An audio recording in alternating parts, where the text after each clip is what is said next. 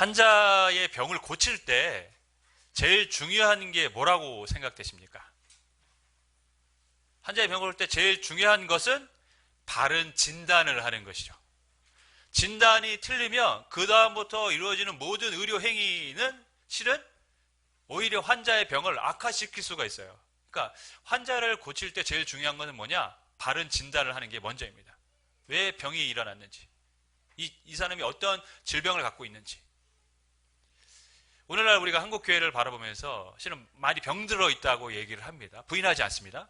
그러면 한국교회가 회복이 돼야 되고 바르게 서야 되는데, 그러면 먼저 무엇이 선행되어야 할까요? 바른 진단이 먼저인 것이죠.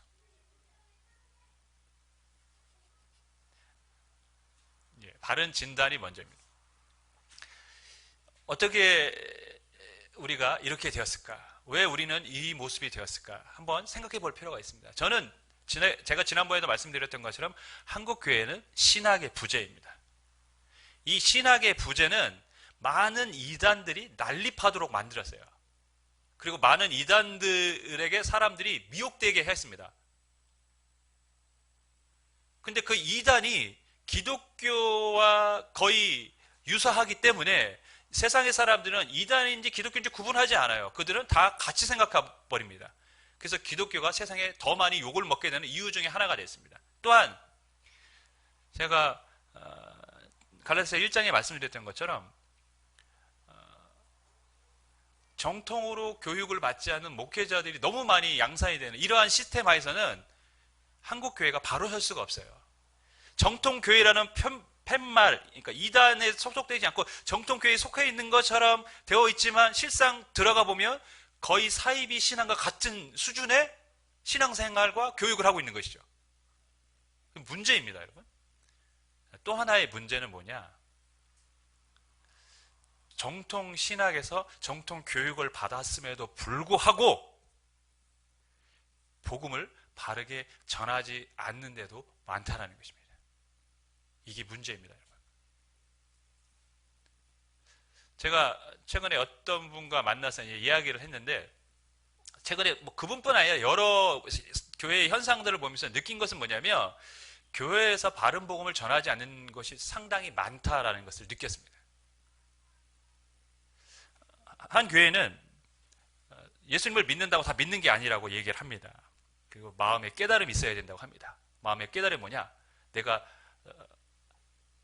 죄인인 것을 깨닫는데 매번 돌이키는 거예요. 나의 행위를 보면서 내 마음이 어땠고 나의 상태가 어땠지, 내 동기가 어땠는지 살펴보는 거예요. 그렇게 해서 나를 매일매일 죄인인 것을 깨달아서 그 끝까지 가야 내가 십자가에 죽는 것이고 그래야 예수님을 믿는 거라고 합니다. 그럼 여러분 틀린 것 같지 않죠? 굉장히 맞는 말 같이 보입니다. 근데 이 말에는 굉장히 큰 모순이 담겨져 있어요. 그럼 언제까지 깨달아야 됩니까, 여러분? 나의 모습을, 나의 행위를 언제까지 되돌아봐야 됩니까? 오늘 내가 깨달았어요. 내일 그럼 못 깨달으면 어떻게 됩니까? 오늘 믿는 깨달으면 진짜고 내일 거는 뭡니까? 그럼 우리 죽을 때까지 깨달아야 돼. 그죠? 죽기 전까지 뭐 깨닫고 나를 살펴보고 그래야만 그게 진짜 믿음이 되는 거예요. 그러면 죽기 전까지 자기의 믿음을 확신할 수 있는 사람은 단 한 사람도 존재할 수가 없는 거죠. 그럼 내가 죽기 전날까지는 다 깨달았는데 죽게 되는 날 깨달음을 갖지 못했어요. 그럼 그 사람은 믿음은 진짜입니까? 지금까지 믿음은 가짜예요? 그렇게 되는 겁니까? 결국 그 말은 뭐냐면 사람이 끊임없이 자아 성찰을 해서 나를 발견하고 그것이 십자가에 죽는 것이고 그래야 진짜 믿음이라고 가르치는 건데 결국엔 자기 자아 성찰을 통해서 구원을 얻는다는 개념밖에 되지 않는 거예요. 누가 이런 말을 했습니까? 석가가 그 말을 했죠. 자기를 깨달아야죠. 그게 구원에 이르는 겁니다. 맞습니까? 굉장히 비슷한 말 같지만 굉장히 다른 이야기입니다, 여러분. 결국에는 이 말에는 인간의 노력이 구원의 조건이 돼버렸어요. 깨달음. 나를 돌아보는 성찰. 그렇습니까? 근데 이게 성도들에게는 그렇게 들리거든요. 맞는 말 같거든요. 틀리지 않는 것 같거든요. 그러나 절대 바른 복음이 아닙니다. 복음은 인간의 그 어떤 행위가 단 하나도 들어가지 않습니다. 바울이 갈라디아서를 쓴 이유가 바로 이것 때문이죠. 사람들이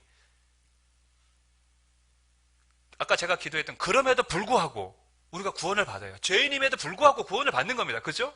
그런데 자꾸 그럼에도 불구하고 구원을 받는 게 아니라 자꾸 그리고 또 해야 되고 또 해야 되고 그렇게 자꾸 뭔가를 연결시켜야 돼요. 내가 뭔가를 해야만 하는 것처럼 구원을 얻게 된다고 말하고 가르치고 있어요. 그게 갈라디아 지역의 교인들이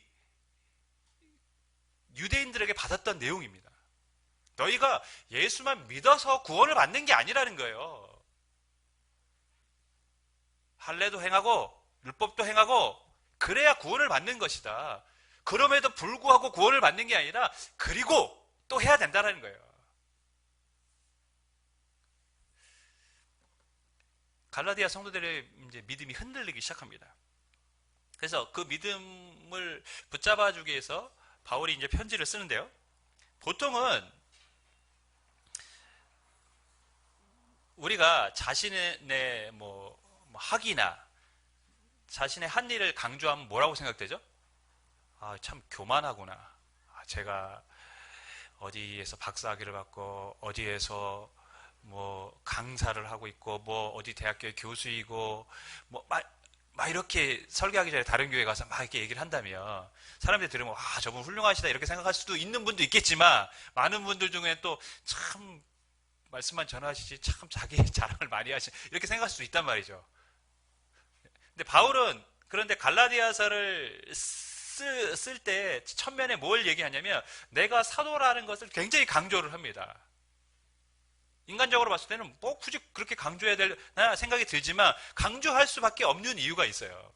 왜냐하면 사도가 아니라면 바울이 사도가 아니라면 바울이 전한 복음은 뭡니까? 다 틀린 것이 되기 때문에 그렇습니다. 그러니까 복음은요 이스라엘 백성들이 가졌던 그 유대교 구약의 신앙과 다른 신앙은 아니에요. 그러니까 연결성이 있다라는 것이죠. 완전히 다른 신흥 종교가 아니라는 거예요. 그 구약의 하나님, 그분이 예수님을 우리에게 보내주셨다는 것이 바울이 전한 복음 아닙니까? 근데 그 유대교의 가르침과 모세의 가르침과 바울이 전한 복음에는 약간 다른 부분이 있어요. 그러니까 유대교와 연결이 되어 있는 예수 그리스도의 복음이 모세의 가르침과 다르기 때문에 유대인들은 뭐라고 했냐면 바울은 틀렸다는 거예요. 더군다나 그는 사도도 아니라는 거예요. 그러니까 그가 전한 복음은 모세의 가르침과도 틀리고 사도도 아니기 때문에 그가 전한 복음은 틀린 것이다 라고 주장을 하는 것이죠. 그렇기 때문에 바울은 자기가 사도라는 것을 주장할 수밖에 없어요. 그래서 오늘 본문에 자신이 사도됨에 대해서 이제 변호를 합니다. 첫 번째 어떻게 변호를 하냐면 내가 전한 복음이 사람으로 말미암은 것이 아니라 예수 그리스도의 계시로 말미암은 것이다 라고 말합니다. 내가 전한 복음이 사람의 뜻에 의해 된 것이 아니라 예수 그리스도의 계시로 된 것이다. 11절 12절 제가 다시 읽습니다. 형제들아 내가 너에게 알게 하노니 내가 전한 복음은 사람의 뜻을 따라 된 것이 아니니라. 이는 내가 사람에게서 받은 것도 아니요 배운 것도 아니요 오직 예수 그리스도의 계시로 말미암은 것이라. 여러분 예수 그리스도의 계시라고 했습니다. 계시가 뭐죠?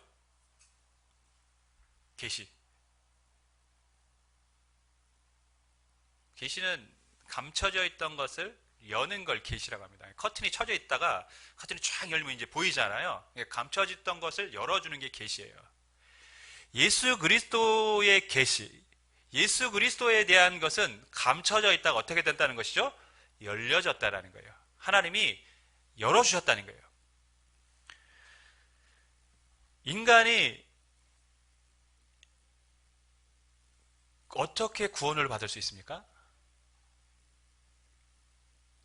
실은 인간은 어떻게 구원을 받는지를 알지 못했어요. 실은 받을 수도 없었습니다. 스스로는. 예수 그리스도가 이 땅에 오지 않았다면 죄인된 인간은 구원을 얻을 길이 없어요. 하나님이 보내주시고 구약의 성경을 통해서 그것을 조금씩 어떻게 하셨습니까? 알려주셨다는 것이죠. 하나님은 구원을 얻을 수 없던 길을 우리에게 만들어주시고 우리에게 보여주었어요. 그러니까 바울은 지금 뭐냐면 내가 전한 복음은 사람의 뜻에 의해서 난 것이 아니라는 거예요. 하나님의 계획 안에서 오래된 계획 속에서 이루어진 것이고 하나님이 이미 우리에게 그것을 보여주셨다는 거예요. 내가 사람에게서 배워서 누군가에게 교육을 받아서 지금 이 복음을 전하는 것이 아니라 사람들 역사에 감추할 수 있었지만 하나님이 보여주신 그 복음을 내가 지금 전하는 것이다. 그렇기 때문에 내가 전한 이 복음이 뭐라는 것이죠? 진리라는 것입니다. 여러분, 복음은 사람의 뜻으로 된 것이 아니죠. 복음은 사도들에 의해서 된 것도 아닙니다. 인간의 노력에 의해서 내가 노력하면 구원을 받습니까? 그거는 복음이 아닙니다. 복음은 오직 하나님의 뜻에 따라 이루어진 것입니다. 하나님의 계획 안에서 이루어진 것입니다. 우리를 구원하시기 위해서 하나님이 예수님을 이 땅에 보내신 줄 믿습니다. 그것이 복음입니다. 근데 이제 이 바울이 두 번째 이제 그 증거를 하면서 그러면 사람들이 이렇게 얘기해요. 네가 하나님의 계시를 받았다는 증거가 뭐냐 그럼? 내가 하나님의 예수 그리스도의 계시를 전했다는데 네가 예수 그리스도의 계시를 전했다는 증거가 뭐냐라는 것에 대해서 바울은 두 번째로 내가 변화되었다는 것을 증거로 삼습니다. 내가 변화됐다. 바울의 이전의 삶은 우리가 잘 아는 것처럼 하나님의 교회를 심히 박해하고 멸하려고 했던 사람입니다. 그러니까 예수 믿는 사람들 붙잡아서 옥에 가두고 죽이는데 앞장서고 이랬던 사람이 사도 바울입니다. 그래서 자기가 다른 어떤 사람들보다 유대교에 열심이었던 사람들이다. 누구보다도 율법 지키고 누구보다도 유대교 신앙에 철저하게 했던 사람, 그 열심 때문에 뭐 됐습니까? 예수 믿는 사람 죽이려고까지 했던 사람이 바울입니다. 내가 그런 사람이었다. 근데 바울이 180도 달라진 인생을 살아갑니다. 예수 믿는 사람 핍박하던 사람이 예수님을 전하기 위해서 본인이 핍박을 받아요. 반대가 됐어요. 예수 믿는 사람을 죽이려고 앞장섰던 사람이 예수를 위해서 자신의 목숨을 아끼지 않아요. 내 생명조차 예수님을 전하는 것에 아끼지 않겠다고 말을 하고 있습니다. 완전히 달라졌어요. 무엇이 그를 바꿔놨습니까? 주님이 그를 바꿔놨습니다. 주님이 그를 찾아오시고 만나주셨어요. 그래서 15절에는 이렇게 표현하죠. 그러나 내 어머니의 태로부터 나를 택정하시고 그의 은혜로 나를 부르시니가. 이 다메섹에서 가는 중에 주님을 만난 사건을 바울이 뭐라고 표현하냐면 하나님이 나를 모태부터 택정하시고 어머니의 태로부터 택정하시고 나를 은혜로 부르셨다라는 표현을 썼습니다. 다메섹에서 주님을 만난 뒤 바울이 완전히 달라졌습니다. 하나님은 바울을 택하시고 은혜로 부르셨습니다. 그럼 왜 바울을 찾아가셨을까요? 왜 바울을 택하시고 부르셨을까요? 왜 바울을 변화시켰습니까? 이방인에게 복음을 전하기 위해서 바울은 그렇게 부름을 받았습니다. 하나님의 오래전 계획 속에서 바울은 이방인에게 복음을 전할 사도로 하나님은 그를 택하시고 부르신 것입니다. 여러분, 바울이 원래 선교사가 되는 게 꿈이었습니까? 바울의 꿈이 선교사 되는 거였습니까? 바울의 꿈이 복음을 전하는 사람이 되는 거였습니까? 아닙니다. 오히려 반대입니다. 자기는 유대교의 열심이라 유대교의 신앙을 철저하게 공부하고 노력했던 사람입니다. 그래서 바리새인 가문이었고 본인도 바리새인이며 아마 유대교 신앙에 뭔가 굉장히 위대한 업적을 남기고 싶었을 거예요. 바울은. 그러니까 열심을 내었겠죠. 근데 그는 복음을 전하는 선교사가 됐습니다. 바울의 꿈이 아니었어요. 바울의 노력이 아니었습니다. 하나님이 부르셨고 하나님이 쓰신 것입니다. 이 변화, 예수 그리스도를 몰랐는데 오히려 박해하고 미워했는데 내가 이제 그리스도를 전하는 이 사명을 가진 사람이 되었다는 것 자체가 내가 주님으로부터 주님 계시를 받고 만나지 않았다면 어떻게 가능했냐라는 것이죠. 그렇죠. 사람이 갑자기 미치지 않고야 이렇게 변하지 않겠죠. 그렇지 않겠습니까, 여러분? 예수님의 제자들이 부활하신 주님을 만나기 전에는 다 어떻게 했습니까? 두려웠어요. 다 숨었습니다. 근데 부활의 주님을 만난 다음에 어떻게 됐습니까? 목숨을 두려워하지 않습니다. 부활하신 주님을 만나니까 목숨이 두렵지 않은 거예요, 이제. 왜요? 부활하신 주님이 우리도 언젠가 부활시켜줄 줄 믿기 때문에. 바울은 예수님을 만났고 그의 인생이 달라졌습니다. 세 번째, 바울은 자신의 사도됨에 대해서 이렇게 이야기합니다. 나는 다른 사도들과 동등한 자격이 있다. 그래서 나중에 이제 뒷부분 1장 18절 그리고 2장의 내용들을 보면 바울이 기타 12사도와 굉장히 동등한 위치에서 대화를 나누는 것에 대해서 알 수 있습니다. 원래 여러분 사도가 되려면 조건이 있어요. 그게 뭐냐면 예수님께 훈련을 받은 사람들이죠.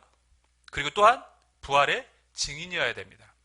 사도행전을 보면 가룟 유대가 죽고 한 명이 빈 상태, 결혼이 된 상태에서 어떻게 합니까? 그 한 사람을 채워야 돼요.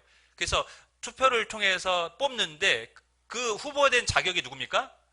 우리와 함께 동행하고 공생애 때 또 누구죠?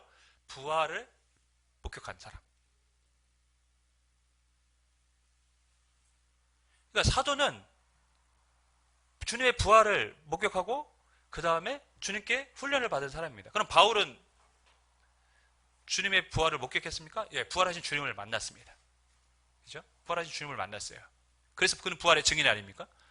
두 번째, 그럼 바울은 예수님으로부터 어떤 교육을 받았습니까? 성경에는 기록되어 있지 않습니다. 하지만 추측할 수 있는 부분이 있습니다. 우리가 읽은 본문을 보면 마지막 절을 보면 또 나보다 먼저 사도된 자들을 만나려고 예루살렘으로 가지 아니하고, 그러니까 다메섹에서 예수님을 만난 다음의 이야기입니다. 어디로 갔습니까? 아라비아, 지금 사우디아라비아 그쪽 광야 쪽으로 갔어요. 광야로 갔습니다. 광야로 갔다 돌아왔는데 3년 있다가 돌아옵니다. 3년. 이 3년이라는 숫자가 우리에게 굉장히 익숙합니다. 3년. 제자들과 예수님이 몇 년간 공생애를 했습니까? 3년 공생애를 했습니다. 3년 동안 예수님 앞에 가르침을 받았습니다.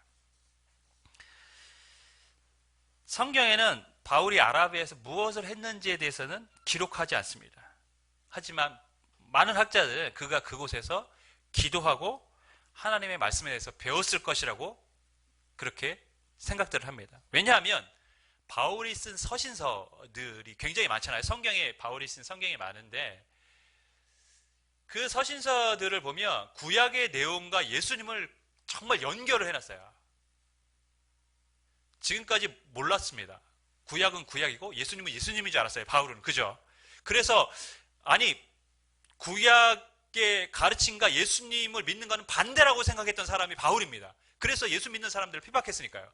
그런데 그가 쓴 성경에는 그 구약의 가르침이 다 누구를 향하고 있다고 기록합니까? 예수님을 향하고 있다고 가르칩니다. 언제 알았을까요?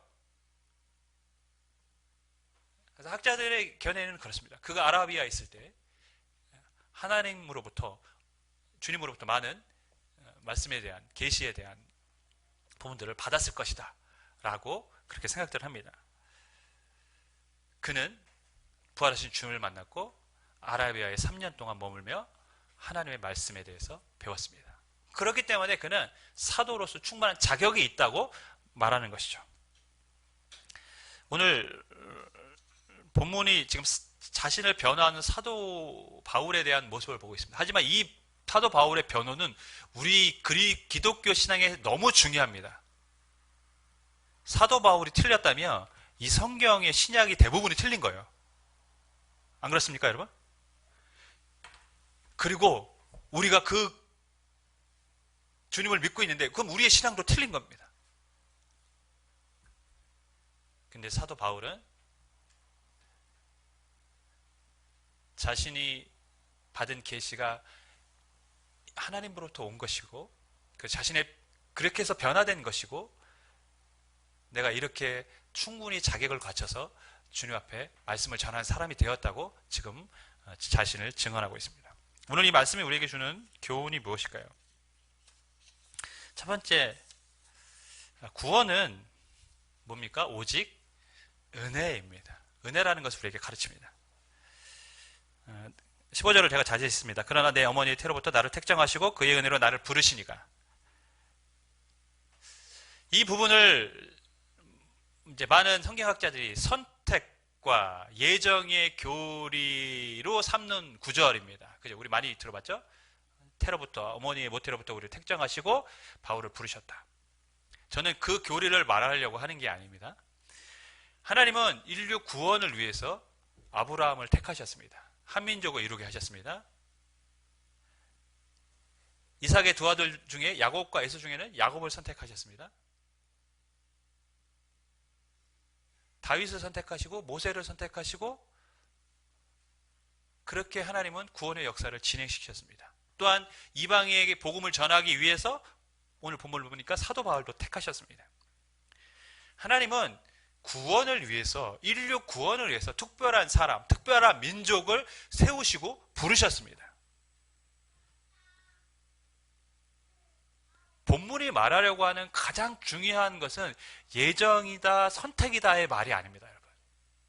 하나님은 구원을 위해서 누군가를 택하시고 부르셨다는 것입니다. 그리고 그들을 통해서 주의 복음이 전해지기 원하시고 누구든지 그 복음을 듣고 주께로 나아가길 원하신다는 것이죠. 그게 하나님의 마음입니다. 여러분, 바울을 선택하신 이유가 뭐라고요? 이방인의 사도로 이방인에게 복음을 전하기 위해서. 그냥 바울의 선택으로 끝나는 것이 아니라 그에게 목적이 있었다는 거예요. 그를 통해서 수많은 사람들이 주의 복음을 듣기를 원했기 때문에. 여러분, 우리는 우리 스스로 죄 문제를 해결할 수가 없습니다. 오직 주님만이 하실 수 있습니다. 그래서 하나님이 자신의 아들을 이 땅에 보내주셨습니다. 우리가 구원을 받을 수 있는 것은 우리의 노력이 아닙니다. 오직 하나님의 은혜입니다. 우리가 우상을 섬기던 이 나라가, 이 민족이 복음을 듣고 예배할 수 있는 나라가 될 수 있는 것은 무엇 때문입니까? 주님의 부르심을 받고 사명을 갖고 이 땅에 보냄을 받은 수많은 선교사님들이 또한 있었기 때문에 가능한 일이었습니다. 은혜입니다.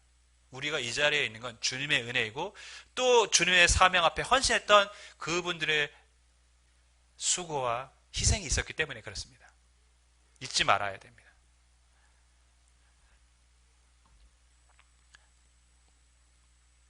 제가 말씀드렸듯이 복음에는 인간의 노력이 들어가지 않습니다. 우리가 뭘 해야만 구원을 얻는 게 아닙니다. 구원은 주님이 우리에게 주시는 은혜의 선물인 줄 믿습니다. 예수님을 보내주신 것 자체가 은혜의 선물이에요, 여러분. 또한 오늘 본문이 주는 교훈은 성도는 삶으로 증명하는 사람들이라는 것이죠. 바울은 자신의 사도됨을 뭘로 증명을 하고 있습니까? 자기가 가진 성경 지식 아니면 세상적 위치, 지금까지 이뤘던 업적으로 말하지 않습니다, 여러분. 그가 예수 그리스도의 계시를 받은 사도라는 것에 대해서 증명할 때 뭐라고 얘기했냐면 내가 이전과 이유가 달라졌다라는 것이죠. 전에는 주님을 핍박하고 교회를 핍박하고 성도를 정말 멸시하던 그런 사람이었는데 이제 내가 오히려 주님을 위해 살아가는 사람이 됐다. 내가 변화됐다. 성도는 삶으로 증명하는 사람들입니다. 우리가 그리스도인됨을 뭘로 증명합니까? 삶으로 증명합니다. 물론 그렇다고 해서 삶이 아니면 그리스도가 아니라는 말은 아닙니다. 그렇게 증명을 해야 되는 존재가 되었다는 것이죠. 이거는 다음에 또 계속해서 살펴보겠습니다. 여러분, 아무리 말을 해도 믿음의 말, 사랑의 말을 막 해도 행함이 없으면 어떻게 됩니까? 사랑을 실천하지 않으면 뭐가 됩니까? 고린도전서 13장에 맞죠? 우리는 지금 꽹과리 같은 거예요. 아무 소용 없다라는 거죠. 우리가 믿음이 있다면 우리의 삶으로 또한 그렇게 실천해야 되는 것이 그리스도인으로서 살아가야 될 우리의 본분인 것이죠. 우리가 지난주에 정준 목사님 여호와께로 돌아가자 이제 말씀을 들었는데, 제가 끝나고 함께 부를 찬양이 있었는데 시간 관계상 이제 못 불렀어요. 그 여호와께로 돌아가자는 찬양이었죠. 그 후렴 부분에 사랑은 오래 참고 자신을 내어주네. 사랑은 오래 참고 자신을 내어주네. 그 찬양의 앞부분에 내 백성이 나를 떠나갔지만 내 사랑이 내 백성을 포기 못하니. 그러니까 인간은 솔직히 끊임없이 역사 속에서 어떻게 했습니까? 하나님을 떠나갔어요. 하나님을 등졌습니다. 그게 반복이에요. 이스라엘 역사의 반복, 실은 우리 인생의 반복이기도 합니다. 하나님을 찾았다가 또 등졌다가, 하나님을 찾았다가 등졌다가. 근데 어떤 그 교회에 따지면 우리는 믿는 게 아니에요. 그럼 그렇지 않다라는 것이죠. 하나님은 우리 인간의 연약함을 아십니다. 늘 하나님 찾을 때도 있다가 떠날 때도 있다가. 근데 하나님 포기하지 않으세요. 그 찬양의 가사, 내 사랑은 오래 참고, 하나님은 오래 참으신 거죠. 하나님은 오래 참고 계신 것입니다. 그리고 자신을 내어주네. 자신을 내어주셨습니다. 자신의 아들을 우리에게 내어주셨습니다. 이제 우리가 그 사랑을 압니다. 그렇기 때문에 그 사랑을 우리가 사랑을 실천할 때 세상 사람들은 우리를 통해서 주님을 보게 되는 것입니다. 아, 사랑이 저기 있구나. 예수의 사랑이 저기 있구나. 저 사람들이 예수의 사람들이구나. 그리스도인은 삶으로 우리의 믿음을 증명하는 사람들입니다. 정조 선교사님 말씀 중에 마음이 아팠던 게, 쓰레기 더미를 뒤져도 이제는 먹을 것도 안 나와서 아이들이 더 먹을 게 없어졌다고 말하는 부분이 참 가슴이 아팠어요. 코로나 때문에 이제 경제가 더 어려워지니까 이제 쓰레기 더미에서 먹을 것을 찾아도 먹을 것이 없는 그런 상황이 된 것이죠. 간혹 우리가 공익 광고를 보면 아주 열악한 환경에서 자라가는 가정에 대한 이야기를 볼 수가 있어요. 아이도 아프고 엄마는 실명이 되어가고 있고 아빠는 없고. 그런 걸 보면 막 정말 도와주고 싶은 마음이 막 이게 막 내가 뭐가 있었으면 뭐라도 해줬으면 좋겠다, 막 이런 마음이 막 생깁니다. 여러분, 우리가 주님의 사랑을 받았습니다. 믿습니까? 이제 우리가 그 사랑을 삶으로 실천해야 될 때가 되었습니다. 우리가 실천하면 사람들은 우리를 통해서 주님을 보게 될 줄 믿습니다. 사랑은 절대 지지 않네. 저는 이 찬양의 가사가 너무 마음에 와닿았어요. 사랑하면 세상은 교회를 이기지 못합니다. 그 사랑 앞에 다 무릎을 꿇게 되어 있습니다. 그리스도의 사랑 앞에 우리가 다 무릎을 꿇었듯이 우리가 사랑하면 세상은 무릎을 꿇게 될 줄 믿습니다.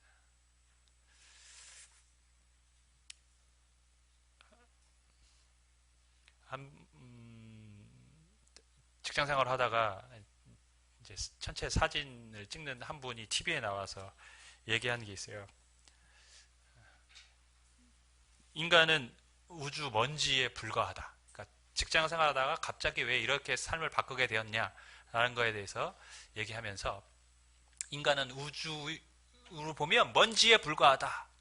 그죠? 우리는 먼지에 불과해요. 우주에 비교하면 보이지도 않아요. 지구도 보이지 않는데 뭐 우리가 보이겠습니까? 그런데 인생은 짧다라는 거예요. 인생 짧죠? 짧습니다. 그러니까 이왕 우주의 먼지로 살아갈 거면 행복한 먼지가 되자, 이런 표현을 했어요. 행복한 먼지가 되자. 이 짧은 인생 실은 대단한 존재들도 아닌데 그 말이죠. 뭔가 아웅다웅하면서 뭔가 이루려고 하지 말고 그래봐야 먼지인데 그죠? 안 그렇습니까? 그래봐야 먼지에 불과한데 뭐하러 그렇게 사냐? 그냥 네가 행복한 것이 있다면 그것을 하고 살라라는 거예요. 반은 공감하고 반은 또 공감하지 않은 부분이 있습니다. 인생은 짧고 행복하게 살았으면 좋겠습니다. 저는 그 말에는 공감합니다. 여러분 우리가 예수 믿고 살아가는 거 행복한 거예요. 주님은 우리가 행복하길 원하십니다. 할렐루야? 행복하길 원하세요. 맨날 내가 죄인인지 아닌지 그거를 살피고 그렇게 원하시지 않아요. 그 얼마나 주님 보시기에 갑갑하시겠습니까? 야, 내가 너를 위해서 죽었는데 왜 네가 그걸 매일 고민하고 있냐? 그럼 주님 오실 이유가 없어요. 왜 오십니까? 주님은 우리가 행복하게 살길 원하십니다. 근데 이왕 우리가 하나님의 자녀가 되었기 때문에 그 사랑을 안다면 그 사랑을 가지고 이 땅에서 짧은 인생 동안 또한 주님을 위해 살기도 원하시는 줄 믿습니다. 그렇게 될 때 세상과 우리가 조금씩 변화가 될 줄 믿습니다. 기도하겠습니다.